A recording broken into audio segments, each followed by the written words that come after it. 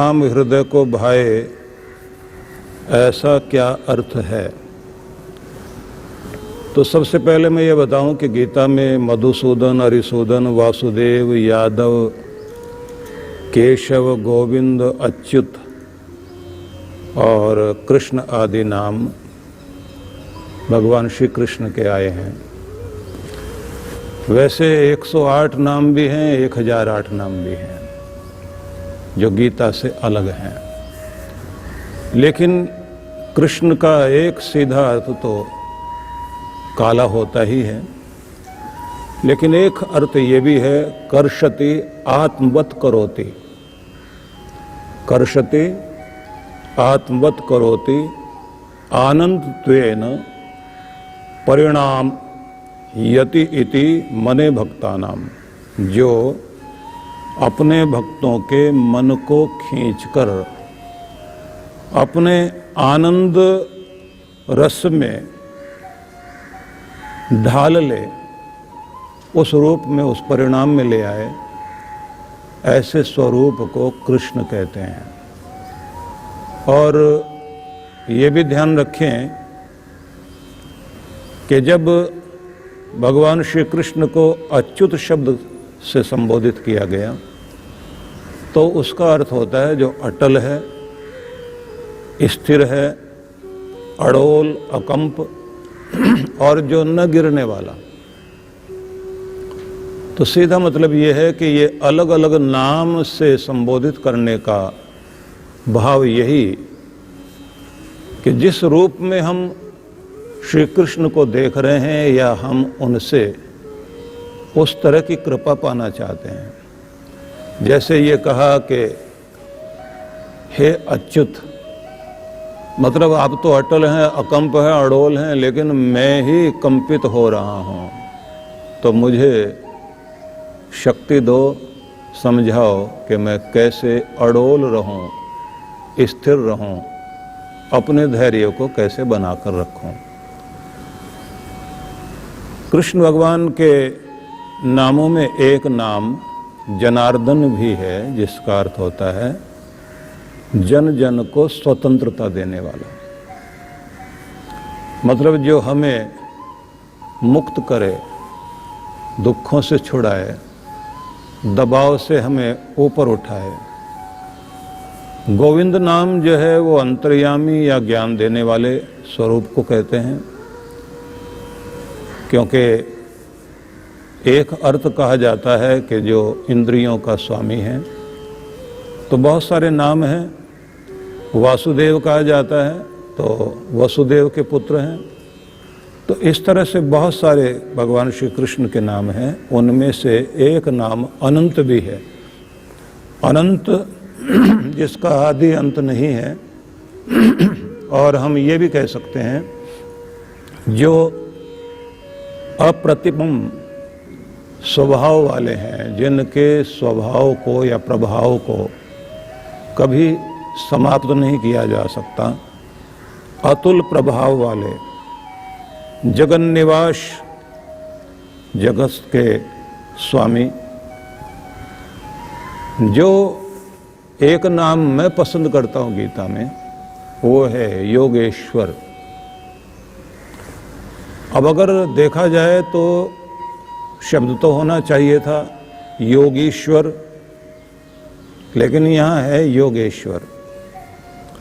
योगियों के भी जो ईश्वर है, योग के द्वारा जो प्राप्त किया जाता है, जो ध्यान के द्वारा जिसे पाया जाता है, तो योगियों का ईश्वर। और विश्वमूर्ति नाम से भी संबोधित किया जाता है, विश्व रूप वाला जिनका शरीर है, या मतलब जो विश्व ही जिनका शरीर है। सर्वव्यापी सत्ता को भी विश्व मूर्ति कहा जाता है। तो बहुत सारे नाम हैं, लेकिन अच्छी बात यह है कि आप कृष्ण को किस रूप में देखना चाहते हैं। इतिहास के अनुसार देखना चाहते हैं, या सर्वव्यापी सत्ता के रूप में देखना चाहते हैं, या फिर उन्हें आप समस्त कलाओं से युक्त वाले रूप में देखना चाहते हैं। तो सब रूपों वाले नाम भगवान कृष्ण के हैं। जिस जिस रूप में आप ध्यान करते हैं वो आपकी श्रद्धा पर निर्भर करता है। एक और प्रश्न है जो गोपीचंद बुधवानी रायपुर से, इनका प्रश्न है कि मैं ये जानना चाहता हूँ कि जो प्रवचन में आपने अनेक बार कहा, तो गीता के ऐसे कौन से 18 श्लोक हैं जिन्हें हम गीता का अमृत कह सकते हैं? क्योंकि आप गीता का अमृत ज्ञान सुना रहे हैं, तो गीता का अमृत ज्ञान जिसे कहा जा सके वो 18 श्लोक कौन से हैं, और कौन से दूसरे 8 श्लोक हैं जिन्हें अष्ट श्लोकों को गीता अमृत या गीता कहा जाता है?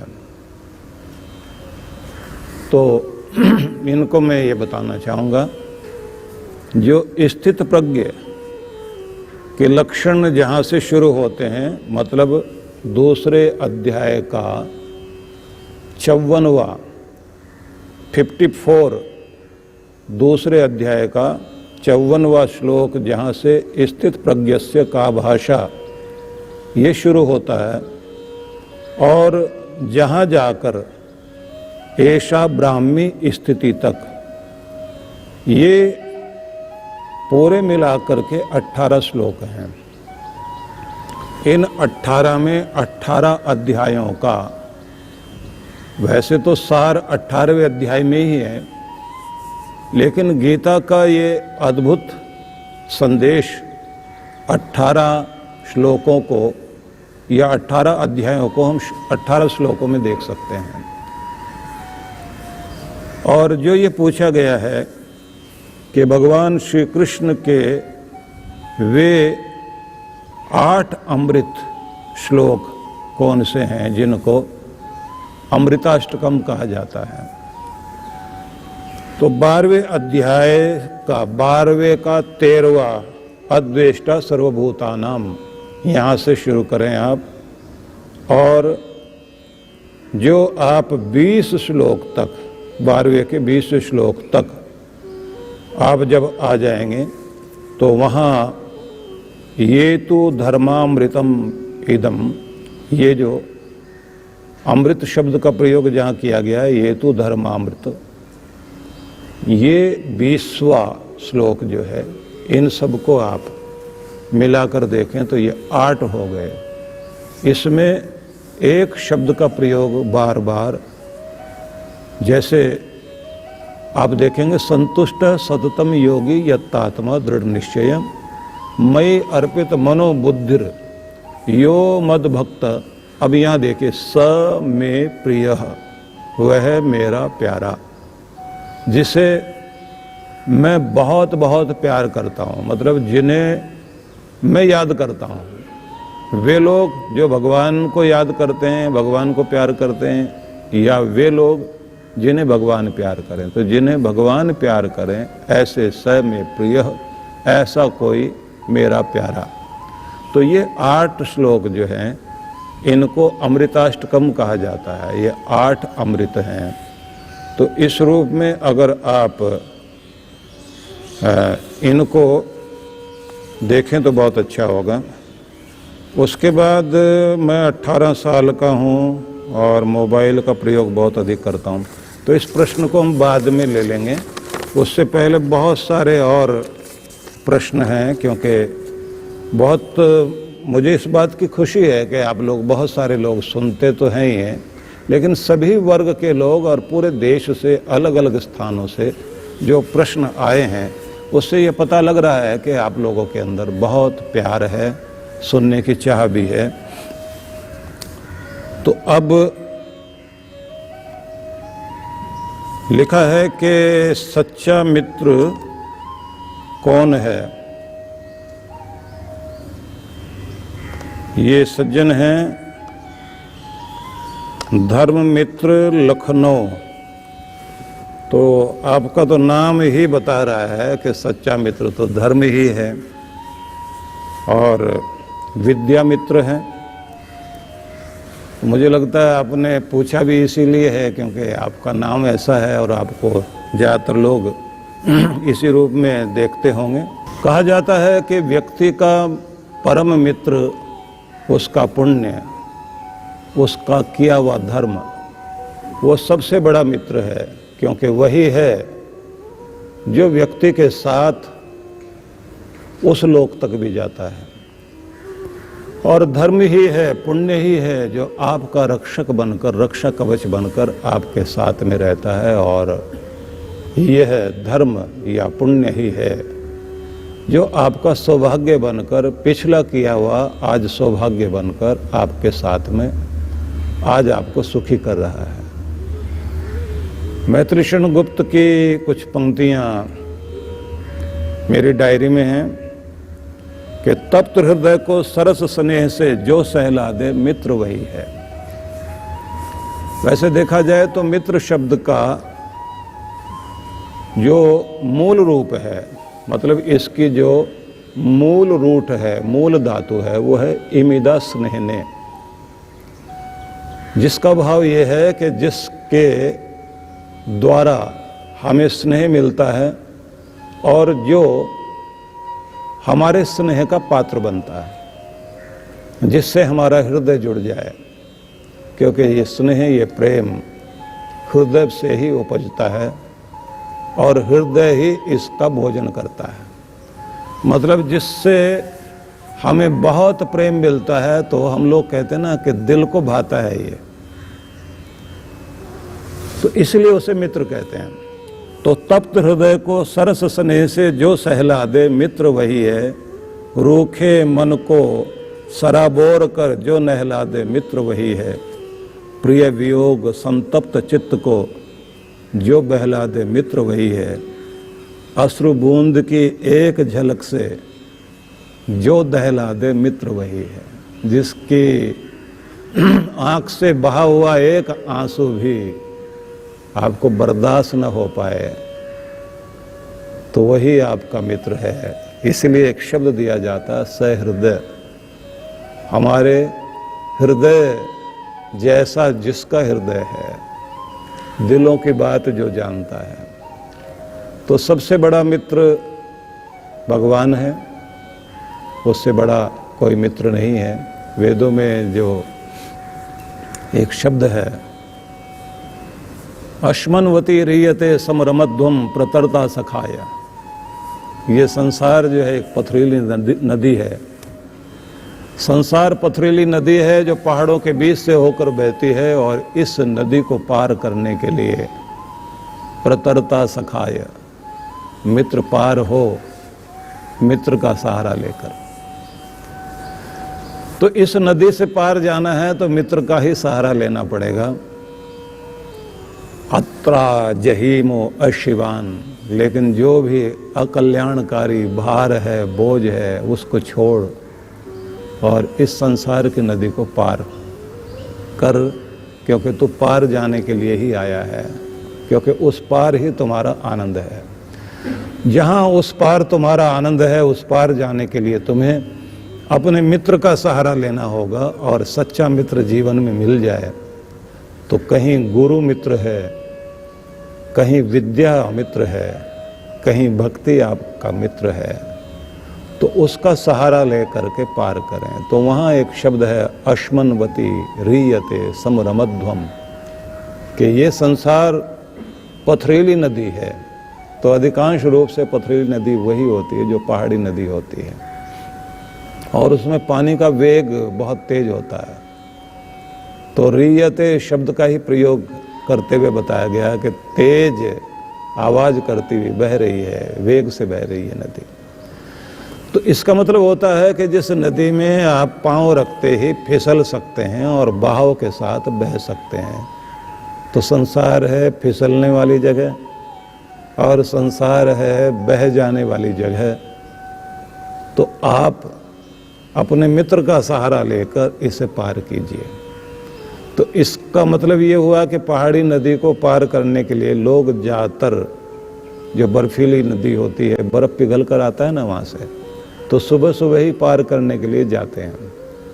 तो संसार को पार करने के लिए इसलिए कहते हैं भक्त को सुबह ही उठ जाना चाहिए, और सुबह उठकर उस समय पानी का बहाव कम होता है। तो मतलब ये है कि संसार का प्रभाव उस समय बहुत कम रहता है। विषय वासना, क्रोध, अशांति, तनाव, निराशा वो सुबह के समय नहीं होती। तो उस समय अपने मित्र का सहारा लेकर के पार करें। मित्र मतलब भक्ति, मित्र मतलब ध्यान, मित्र मतलब गुरु के द्वारा दिए गए संदेश, वो सब आपका मित्र बनेंगे। तो उससे आप नदी को पार करिए मित्र का सहारा लेकर। मित्र का सहारा क्यों? क्योंकि पत्थर पर पांव रखते हुए पांव फिसलेगा तो दूसरे वाले के कंधे पर आपने हाथ रखा हुआ है, उसका सहारा मिल जाएगा। जब वो फिसलेगा तो आप सहारा दे देंगे। तो कहते हैं इस दुनिया में पार जाने के लिए मित्र चाहिए। तो जो आपको पार कराने में, ऊपर उठने में सहयोगी बनता हो, वो तो मित्र है। और मैं अपनी भाषा में तो ये कहा करता हूँ कि जो ऐब सिखाए और गलत रास्ते पर ले जाए वो दोस्त नहीं है, और जो ऐब से बचाए भले ही कड़वा बोल दे वो गैर नहीं है, क्योंकि वो आपको ऊंचा उठाना चाहता है। उससे कभी दूर मत होना। और मीठा बोलकर ऐब सिखाए, गलत दिशा में ले जाए, वो कितना भी अपना लगता हो तो उसे कभी अपना मत समझ लेना। तो इसलिए धर्म मित्र जैसे मैं यही कहूँगा, धर्म मित्र हैं और सच्चा मित्र हैं। तो इससे आगे तो फिर व्याख्या करने में इतना टाइम लग जाएगा, क्योंकि प्रश्न तो पेज ही पेज हैं मेरे पास। कितना कितना मुझे लगता है इतने प्रश्न तो कोई परीक्षा में भी नहीं पूछता जितने आप लोगों ने एक ही झटके में मेरे से पूछ लिए हैं। बहुत अच्छी बात है, आप लोगों का प्रेम है। और रामकिशन मुंदड़ा कलकत्ता से, हम क्या दे सकते हैं समाज का भला हो, गुरु ईश्वर के प्रति क्या दिया जा सकता है?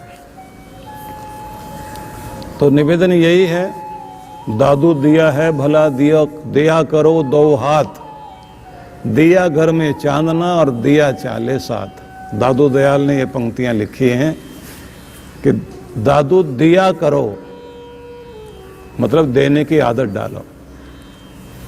तो जो कहते हैं ना, जननी जने तो भक्त जन, या दाता या सूर, नहीं तो जननी बांझ रहे काहे गमावे नूर। संतान हो तो या तो दाता या भक्त या शूरवीर हो, मतलब सारे ही वीर हैं, चाहे दानवीर है, चाहे कोई धर्मवीर है, कर्मवीर है या शूरवीर है, वीर होना चाहिए। तो दान देना भी, सहयोग करना भी एक बहुत बड़ी वीरता है, क्योंकि आसान नहीं है कि व्यक्ति के हाथ से कुछ छूट सके और अच्छी तरफ दिया जा सके। अधिकांश रूप से ये होता है कि जहाँ परिचित लोग हों और उनके बीच में तालियां बजती हों, कॉलर ऊंचा करने का मौका मिलता हो, वाह वाह करने वाले अपने लोग हों, वहाँ तो आदमी बिना सोचे समझे भी देगा। लेकिन जहाँ ज़रूरत है वहाँ न दे पाए व्यक्ति, ये उसका बहुत बड़ा दोष है। होता यही है, समंदर में बादल बरसता रहा और सहरा में कलियां तरसती रही। जहाँ जरूरत थी वहाँ तो बादल बरसा नहीं, और वहाँ बरस रहा है जहाँ समुद्र में पहले ही बहुत पानी है। तो हमें इस भाषा को ध्यान में रखना चाहिए। और अगर आप कहते हैं कि गुरु मतलब अपने गुरु के प्रति, ईश्वर के प्रति, तो एक कबीर साहब ने कहा कि खाली साधु न विदा करूं, सुन लीजिए सब कोय, सोए कबीरा भेंट धरूं, जो मेरे घर होए। कि कभी भी कोई भी अगर आतिथ्य करने का अवसर मिले तो अपने गुरुजनों को, साधुजनों को अपनी तरफ से भावपूर्वक जो सामर्थ्य है व्यक्ति को सहयोगी बनना चाहिए।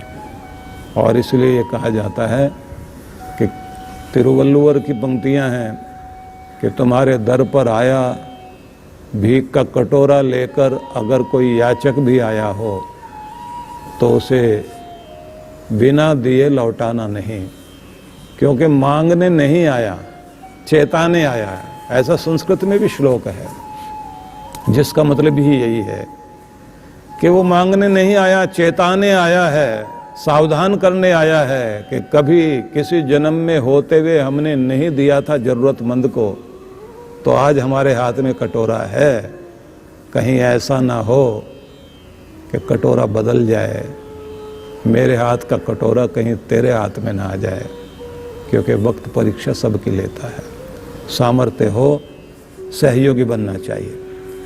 कबीर जब ये कहते हैं ना कि खाली साधु न विदा करूं, सुन लीजिए सब कोय, सोई कबीरा भेंट धरूं, जो मेरे घर होए, टूक माही टूक दे, चीर माही चीर, साधु देत न संकुचिए, यूं कहे दास कबीर।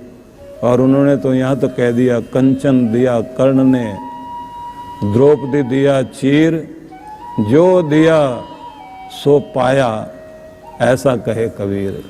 कि उन्होंने जो दिया था वही उनकी ज़िंदगी में आगे चल कर के आया, कि वो दिया हुआ चीर वस्त्र उनका सम्मान बनकर द्रौपदी के जीवन में आ गया। और कर्ण सारे जीवन स्वर्ण दान करता रहा। कहते हैं कि जब वो दुनिया से विदा हुआ तो सोने के रथ पर बैठकर विदा हुआ, तो इसलिए उनके लिए एक शब्द का प्रयोग किया, रश्मि रथी। और दिनकर ने उनके लिए रश्मि रथी नाम का काव्य लिखा है, जो कर्ण के लिए है, सोने के रथ वाला, सूरज की किरणों पर सवार होकर जो दुनिया में आया और प्रकाश लेकर दुनिया से चला गया। याद रखना चाहिए, जिंदगी से जो भी कोई देता है उन लोगों का नाम तो दुनिया में रहता ही है, लेकिन उन लोगों का शरीर मिट जाता है, लेकिन कीर्ति का शरीर नहीं जाता। भामाशाह ने जो कुछ किया था, हजारीबाग ने जो 1000 बाग लगाए, हजारीबाग डिस्ट्रिक्ट बन गया। बहुत सारे लोग दुनिया में हैं जिन्होंने, किसी ने प्राणों की बलि चढ़ाई, किसी ने धन दिया। कहते ना, ये युध्यन्ते प्रदनेषु शूरासो ये तनित्यजः ये वा सहस्र दक्षिणा तांसि देवापि गच्छतात। युद्ध की भूमि में प्राणों की बलि चढ़ाए और जिंदगी की कमाई को धर्म के मार्ग पर लगाए।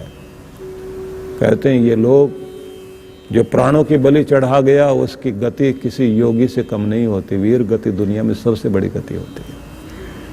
और कहते हैं वो सदगति का अधिकारी है जिसने अपने जीवन में बहुत बहुत कमाकर इस दुनिया के कल्याण के लिए लगाया। इसलिए ये कथा बहुत लंबी है, बस आपको यही कह सकते हैं कि भगवान ने दिया उसका प्रयोग करना चाहिए। कबीरा सो धन संचिए, जो आगे को होए, शीश चढ़ाए पोटली, ये लेत न देखो कोई।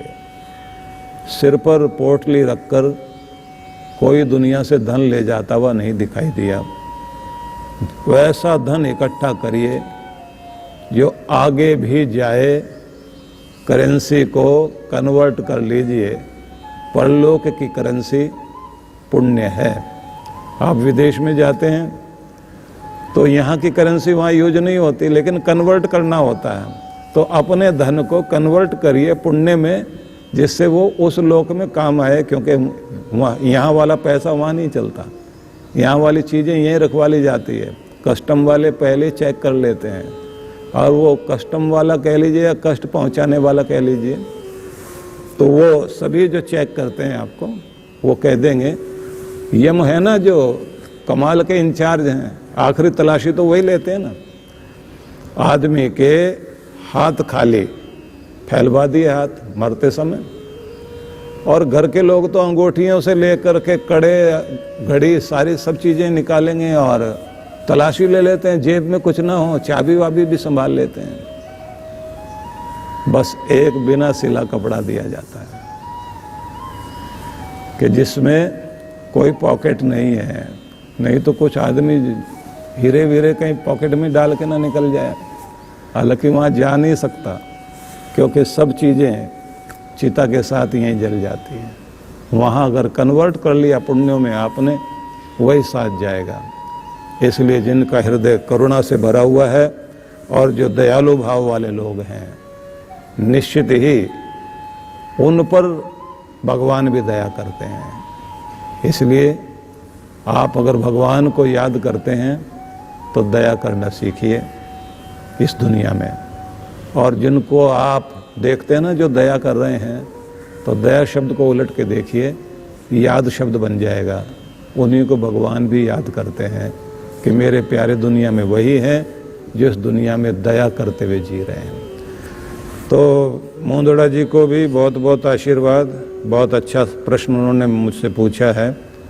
और जो कहा ना, जो हम देते हैं वह कई गुना लौटकर हमारे पास। हाँ, ये तो दूसरे सज्जन हैं, ये दूसरे सज्जन हैं जिन्होंने राम कृपाल अग्रवाल,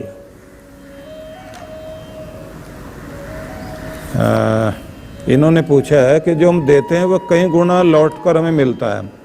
भगवान के पास अगर कष्ट चिंता लेकर जाएं और वो उनको दें तो वो भी लौटेगा क्या? अच्छा सवाल है इनका। तो लेकिन आपके नाम में राम, अच्छा राम कृपाल है, राम जी की कृपा आप पर है, अच्छा नाम आपका है। कहाँ के हैं ये नहीं लिखा हुआ है। तो भगवान का नाम संकट मोचक है, दुख हरता है, सुख करता है, वो पतित पावन है।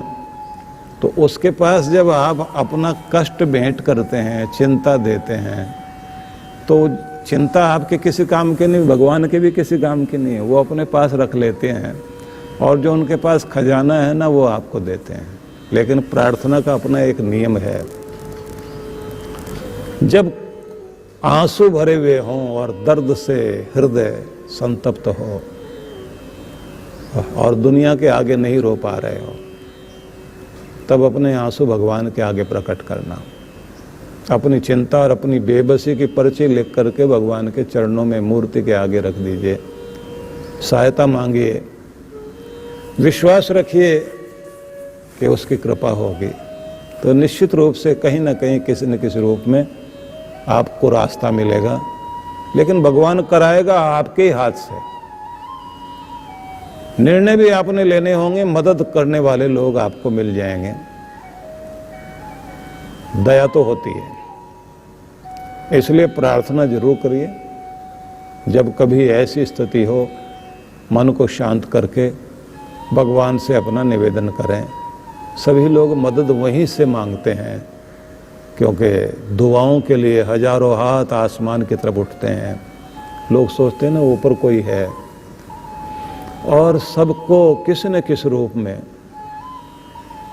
कृपा भी मिलती है, जवाब भी मिलता है, रास्ता भी मिलता है। लेकिन एक तरीका और भी है कि हर दिन हम जो है दिया कबीरा रोए वाला हिसाब ना बनाएं कि जब भी गए जाके रोना, रो कर आ गए। मुस्कुराते हुए जाओ, धन्यवाद देना शुरू करो। जो आदमी को जिस रूप में धन्यवाद करता हुआ भगवान के दर पर जाता है, तो जीवन को धन्य बनाने का अवसर मिलता है। मुस्कुराहट लेकर जाओगे तो मुस्कुराहट आपकी तरफ आती है। और ये भी ध्यान रख लीजिए कि जब आप दाता स्वभाव लेकर जाते हैं तो आपको और देने के योग्य भगवान बनाता है। देने के योग्य बनाता है तो उसका मतलब पहले वो आपको देगा, तभी तो आप देंगे ना आगे। लेकिन वो तब होता है जब आप देना शुरू कर दें, आप वो आदत बना लें, आप प्रसन्न रहने की आदत बना दें। तो ये बात ध्यान रख लीजिए, भगवान आपको और प्रसन्न करेंगे। और प्रसन्नता लेकर, क्यों फूल लेकर जाते हैं भगवान के मंदिर में? वो प्रसन्नता का प्रतीक ही तो है। खिला हुआ मन, खिलते हुए जाइए और खिलखिलाते हुए वापस आइए। रोते रहना ही प्रार्थना नहीं है।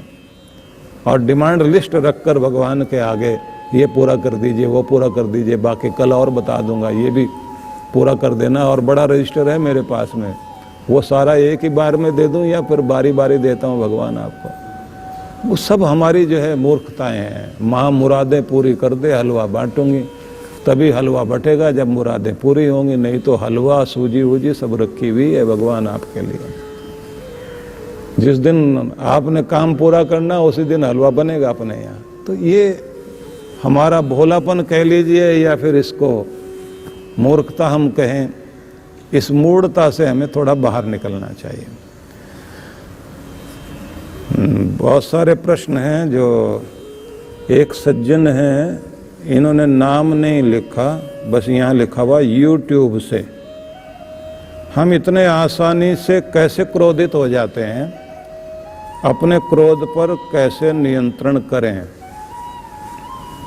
ज़्यादा जोश में इन्होंने अपना नाम भी नहीं लिखा है, तो चलिए कोई बात नहीं, बेनाम ही सही। तो सबसे पहले आप ये ध्यान रख लीजिए कि हम इतने आसानी से कैसे क्रोधित हो जाते हैं। तो सोचने वाली बात तो ये है कि जब हमें आदत पड़ जाती है ना गुस्सा करते रहने की, तो आसानी से गुस्सा आएगा। और गुस्सा इतना समझदार है, अपने से कमज़ोर पर ही आएगा, ताकत वाले पर कभी भी नहीं आएगा। ताकत वाले को देखकर ये आसानी से आएगा भी नहीं। क्या आसानी से क्या, ये ताकत लगाकर भी नहीं आने वाला, क्योंकि उसको दिखाई देता है कि यहाँ पिटने का पूरा पूरा चांस है, इसलिए वहाँ गुस्सा नहीं कर सकता। ज़्यादातर माँ पर गुस्सा करते हैं बच्चे, पिता थप्पड़ वप्पड़ दिखा सकता है, इसलिए उसकी तरफ कम ही गुस्सा करते हैं। और अगर गुस्सा करेंगे भी जाके पीठ पीछे जा कर के शोर मचाएंगे, तो सीधा मतलब है क्रोध के आना, क्रोध का आगमन स्वाभाविक है, लेकिन क्रोध जो है अपने से ताकत वाले से डरता है। मतलब क्रोध का बड़ा भाई है भय। भय जहाँ होता है वहाँ ये दबता है, और जैसे ही वो भय हटे तब ये उभरता है। क्रोध जब आता है तो इसकी एक आदत है, ये सबसे पहले आपकी मुस्कुराहट छीन लेता है, और उससे भी पहले ये आपकी शांति को छीनता है। मस्तिष्क अशांत होता है तो क्रोध का उफान आता है। और अगर हम इसकी थोड़ी सी और बारीकी में जाएं तो फिर ऐसे समझ लीजिए कि क्रोध परमात्मा का दिया हुआ वह एक रूप है, जो आपके विरुद्ध कोई भी चीज होती है उसे हटाने के लिए आपकी ऊर्जा का विस्फोट क्रोध है। अगर ये ना हो तो आप कभी भी अपने दुख को, पीड़ा को, बाधा को दूर करने की कोशिश भी नहीं करोगे। इसलिए गुस्सा कभी अपने पर आता है, कभी अपनों पर आता है, कभी समाज पर आता है। नहीं गुस्सा आएगा, नहीं आपके अंदर उबाल आएगा, आप परिवर्तन नहीं ला सकते। न समाज में लाएंगे, न अपने ऊपर, अपने अंदर भी आप परिवर्तन नहीं ला सकते। लेकिन ये ध्यान रख लीजिए कि क्रोध की अग्नि उतनी ही ठीक है जो मर्यादा में रहे, जिससे आप, जैसे घर में आप खाना बनाने के लिए अग्नि का प्रयोग करते हैं, वो चूल्हे में अच्छी लगती है, चूल्हे से बाहर आई हुई अग्नि अच्छी नहीं लगती। अपने क्रोध का प्रयोग करना सीख जाइए। क्रोध आपका प्रयोग कर ले तो फिर वो यमराज है, वो फिर जीवन को खत्म कर देगा। अब इसकी और बारीकी में जाएं तो मैं आपको ये बता देता हूं, जो आपने पूछा कि नियंत्रण कैसे करें। तो पहले तो ये कोशिश कीजिए, जब गुस्सा आ रहा हो, पहली लहर जब आए तो वहीं से आप अपने आप को शांत करिए। माथे को ढीला छोड़िए, लंबे गहरे सांस लीजिए, पानी पी लीजिए, वक्त को टालिए, जगह छोड़ दीजिए, और जीभ दांतों से दबाकर मन मन में भगवान का नाम लीजिए। घड़ी बुरी है, ये आदमी गुस्से वाला मुझे भी अपने जैसा बना लेना चाहता है, जिस आग में खुद जल रहा है मुझे भी वैसा बनाना चाहता है, खुद तो मूर्खता कर ही रहा है, मुझे भी मूड बनाना चाहता है। ऐसे मन में जल्दी जल्दी भाव लाकर आप उस जगह से हटें तो अच्छा। लेकिन ये सारे प्रयोग जितना जल्दी हो सकता है उतना जल्दी कर लीजिए, क्योंकि आपको पता भी नहीं लगेगा कि ये अपना काम कर जाएगा, और आप जो है वो जीभ दांतों से दबाते रह जाएंगे। इसलिए अच्छा होता है कि जितना जल्दी प्रयोग कर लें और खास बात, जब तक आप मुस्कुराते रहेंगे गुस्सा अपना प्रभाव नहीं बनाएगा। आप मुस्कुराते रहिए, माथा ठंडा रखिए। जैसे मुस्कुराना छोड़ा और जहर चढ़ा, जैसे वो कहते हैं ना, सांप के काटे हुए आदमी को सोने मत देना। सोया और जहर अपना काम तेजी से कर गया। इसलिए लोग ज़्यादातर जो है वो जगाए रखने की कोशिश करते हैं। ऐसे ही आपने ये कोशिश करनी है, जब तक आप मुस्कुराते रहेंगे तब तक क्रोध का जहर चढ़ेगा नहीं। जैसे ही मुस्कुराना बंद हुआ, ये अपना काम कर जाएगा। और बारीकी में जाएं तो यहां से शुरू करते हैं कि क्रोध जब आता है तो आप पर हावी कैसे होता है। ये जो कनपटी ना आपके, सबसे पहले यहां चिंगारी आती है, कनपटी गर्म होने शुरू होती है। बस यहीं से शुरू कर देना आप कि ये गर्मी चलती हुई और सीधे आपके माथे के बीचों बीच आएगी। त्योरी चढ़ने वाली हो उससे पहले लंबे गहरे सांस लो, मुस्कुराने की कोशिश करो और ये समझो कि दूसरा व्यक्ति जो गुस्सा दिला रहा है वो इस समय हमें गलत तरफ खींचना चाह रहा है। इससे बात करेंगे तब जब ये शांत होगा, क्योंकि गुस्सा ही हर चीज़ का समाधान नहीं है, ऐसा समझकर अपने आप को संभालना चाहिए।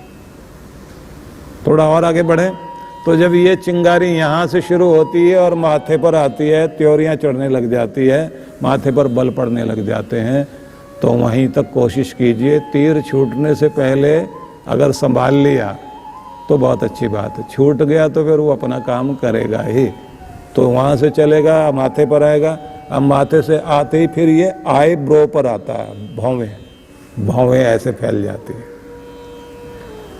यहाँ से चला, यहाँ आया, यहाँ से आया, आई ब्रो पर आया, और फिर यहाँ भी रोक लो तो बहुत अच्छी बात है, नहीं तो फिर ये नाक पर आएगा। लोग कहते हैं इसका तो गुस्सा नाक पे बैठा रहता है, मतलब वहाँ से उसकी यात्रा पहले यहीं रहती है। जिसका गुस्सा नाक पे बैठा रहता है उसे बोलते हैं तुनक मिजाज। ऐसे व्यक्ति जो है बात बात पे गुस्सा करेंगे। आपने देखा होगा कि जानवर जब गुस्सा करते हैं तो उनके नाक से फूं फूं की आवाज आने लग जाती है।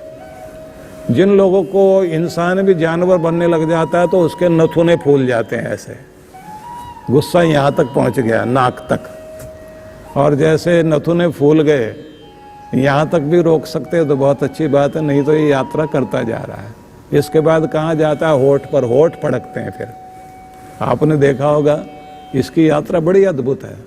जब होठों पर आ जाएगा, होठ फड़कने लग जाते हैं, तो उस समय दांत पीसने को तैयार होता है आदमी। होठ दबाएगा दांत से, तो इसका मतलब है अब ये दांतों पर जाने वाला है।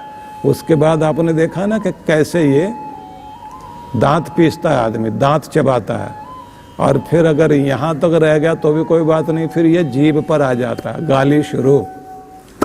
और जैसे गाली पर आ गया तो उसके बाद में फिर ये गले पर आता है, गला फाड़ फाड़ के चिल्लाएगा आदमी। अब बड़ा कमाल का है ये, कहाँ से चलता है और कैसे चढ़ता है। गला फाड़ के चिल्ला रहा है तो उसके बाद कंधों पर आ जाता है, बाहें चढ़ाने लग जाता है आदमी, बाहों पर आ जाएगा, आ तू अब मैं देखता हूँ तुम्हें।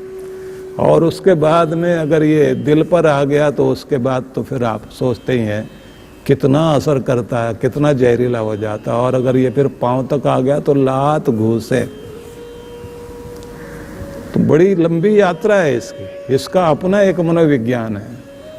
तो बहुत व्याख्या नहीं करता, क्योंकि मुझे सब विषयों को, सारे सवाल आपके हैं और मैंने इनको टिक मार्क किया कि किस किस को मैं बताऊं, क्योंकि बहुत तरह की चीज़ें आप लोगों ने मेरे से पूछी हैं।